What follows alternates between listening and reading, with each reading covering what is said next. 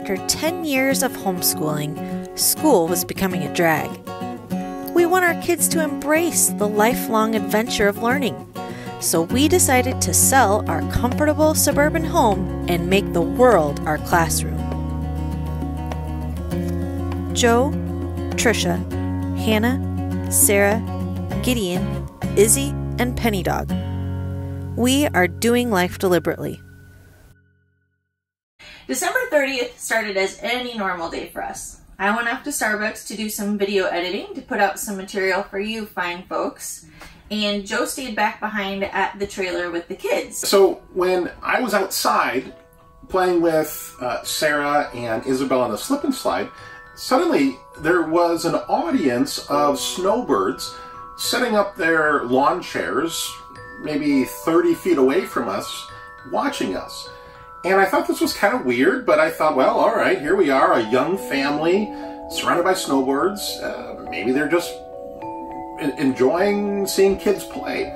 So I eventually went up to them and introduced myself. Hi, my name is Joe, and what are you all doing here? And they said, well, just beyond us, in a trailer, just a few trailers away, the police had roped off the RV with that do not cross yellow tape thing, and the police were going into the RV with their guns drawn and flashlights, and the peanut gallery informed me that they think a dead body was in the RV. And so I didn't know what to make of that. More police were coming, more vans, and I texted Trisha and I said something like, Police just discovered a dead body in the RV across from us. The woman indicated her husband died in August. The police could be seen holding their noses when they entered. Coroner's on the way. Police are taking statements from other RVers. Stop it. Not kidding.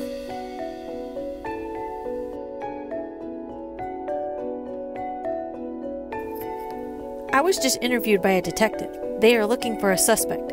Female, 50s, short brown hair. He said this park is safe and this incident is isolated. They think the death occurred in another location, so the body must have been transported here post-mortem. Oh my goodness, that is so gross.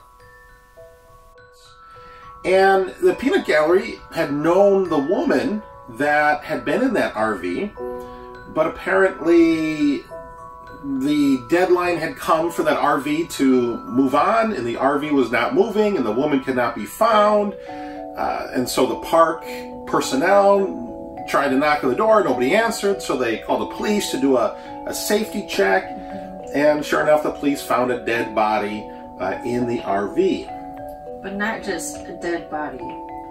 It was very well decomposed. It had been there for a significant amount of time, and so over the course of the next few days, police, CSI, ambulance, coroner, the whole shebang over the next several days was there investigating, taking samples, blah blah blah. I mean, you fill in the blanks. Everything you've seen in the crime shows, they were there doing. You know, it just was so disturbing as all of the evidence or information unfolded. And so, like I said, they were there for a few days. The news was all over. We had news helicopters hovering, national news. And so after a few days, it died down. We were only there for a week, and I would say it was probably 3 or 4 days where police were there present for 24 hours a day. In fact, it was over your birthday, right? Or was it over New Year's? It was over New Year's. It was over New Year's, and we made some good food on the smoker for New Year's, and we kept bringing the police officers who had to guard the RV, 24/7, and so we kept bringing the police officers more, appetizers, main dish, dessert. Eventually he said, stop, everybody's bringing me food, I can't eat anymore. So we were trying to show respect to the police officers who were there. So when the detective interviewed me, I did ask him, is this a safe park? Should I be concerned for the welfare of my family, my kids? He said, no, this is a very safe park. This is a very isolated incident. And he did share, he said, we don't even think the incident happened here. We think that the cause of death happened elsewhere, and then the body was brought to the RV. And so I guess that was a relief. I don't know how to take that, other than that he was trying to reassure people, no, this does not happen every weekend in Brevard County, Florida. It was really unfortunate because it was a really nice park. They had a light display that you could drive through the entire park. There's a big pond, and so it was really intricate light show, and they had a movie playing at the end on a movie screen, and so we did enjoy that, and there were people driving through all the time. And yeah, the Brevard County Park, so Brevard County, Florida, is on the east coast, kind of by the Space Coast, right? Right. Not far from Cocoa Beach or Cape Canaveral. Merritt Island. That's all Brevard County area. We were at two different parks. So Brevard County has it going on with their parks. Great campgrounds. Would highly recommend them. Not the dead bodies so much, but everything else, very good. So eventually we moved on, and we found some news articles, and we thought, well, eventually we'll find out what happened. And sure enough, you found a news article. Yeah, so at the end of February, I think, even news articles released that the woman had been caught. It was her live-in boyfriend, and blunt force trauma. And so they are very certain that it was her. Very sad incident. Taints your stay at a campground a little bit.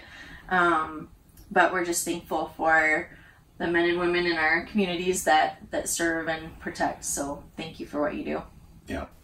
The next day, we celebrated New Year's the Florida way.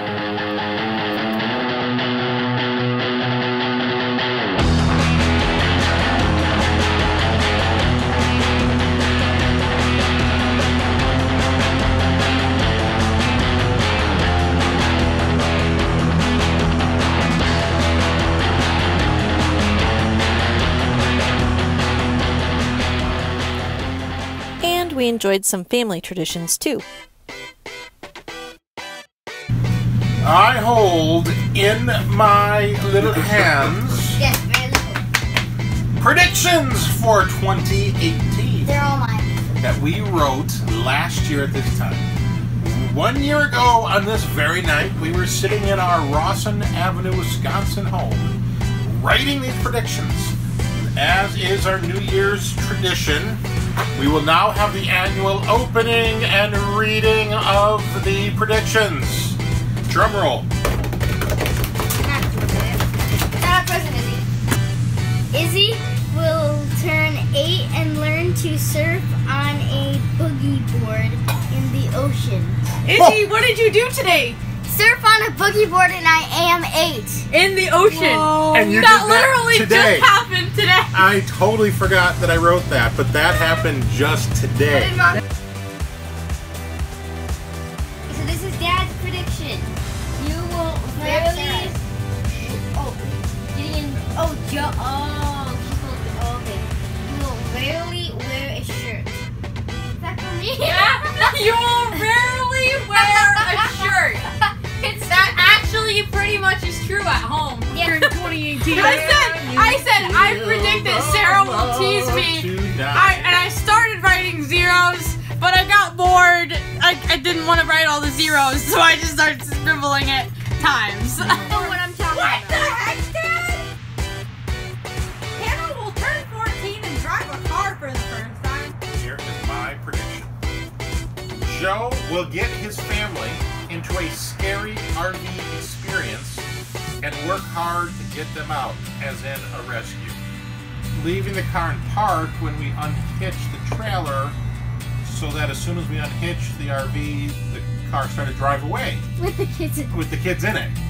And I had to run up to the car, catch up to it, open the door, jump in, and slam on the brakes. Is that a scary Like RV this. experience? Yeah. Like this.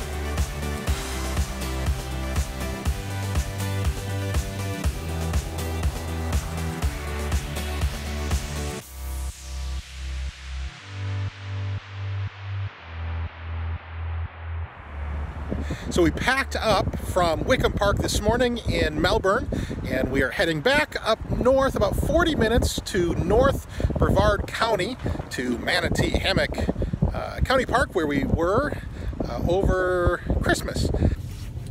Nothing rich folks love more than going downtown and slumming it with the poor. They pull up in their carriages and gawk at the students in the common just to watch them talk. Take Philip Schuyler, the man is loaded. Uh-oh, but little does he know that his daughters, Peggy, Angelica, Eliza, snuck into the city just to watch all the guys at work, work. Angelica, work, work, Eliza. And Peggy. The Schuyler sisters, Angelica, Peggy, Eliza, work. One of the challenges of this full-time RV lifestyle is mixing your obligations and the desire to explore as we travel. And so I have tried to kind of blend those two things together by giving us the exercise that we need in the form of exploring. And so we have been trying in these various locations to get out and explore and at the same time get some exercise. Sometimes it's a hit.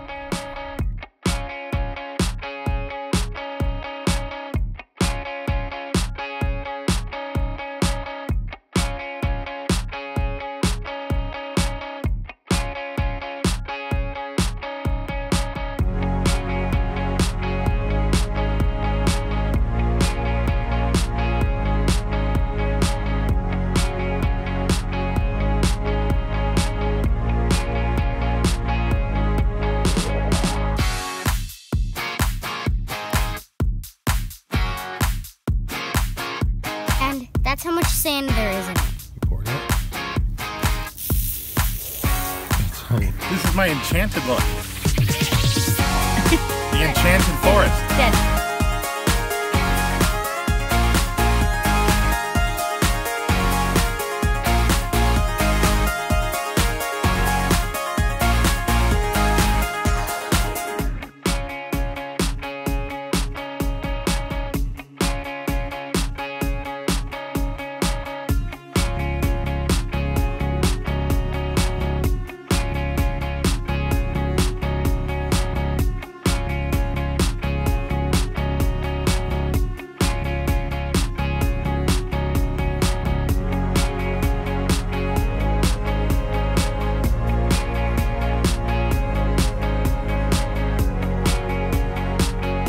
We tried to take a gym class, nature walk, hike, knowing that it was an exercise trail in Woostuff Park. I hope I'm saying it right. Yeah. This is kind of sad. So it might be a quarter of a mile from one end to the website that we looked at said a mile. And there's, what, a half dozen exercise stations? Yeah, like 6 spots. They are definitely for an older population, which is fine. We can adapt some of them and make it work a little bit for us. It's kind of woodsy and pretty, but not quite what we expected. So not sure we'll come back here again. Yeah. But hey, we got some fresh air and we tried, right? Yeah. We tried something new, and if it doesn't work, we just throw the football around. Yeah. All right. So we'll try something different tomorrow. And we also got new muscles. We found a shot of Hannah at the park. Look. That's what Hannah does. Demonstrate. The one that we just did, it was broken, so we couldn't really do it. So we're just going on the trail, trying to find more things to do for stretching our muscles and things. And now we get buff. So we were walking back and we found this little bridge. So we're just gonna take it and see where it goes.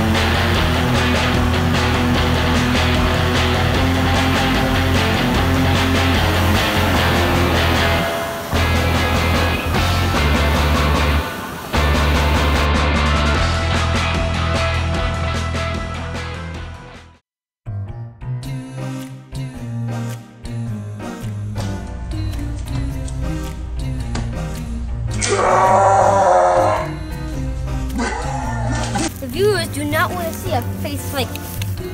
Oh, no. No. Hey, Gideon.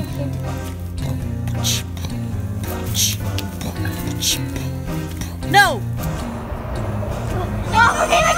Oh my god! Are you kidding? What are you doing? You made it worse! No, I didn't. Come on.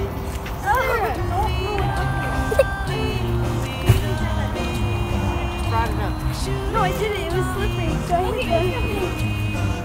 Gideon, your job is to get the ball. Come on, let's go. What? No, it's not. Sarah's got. No, Hannah, just leave it there. She can get it now. Grab it. Yeah, grab it. I got you. Look how close to the arena.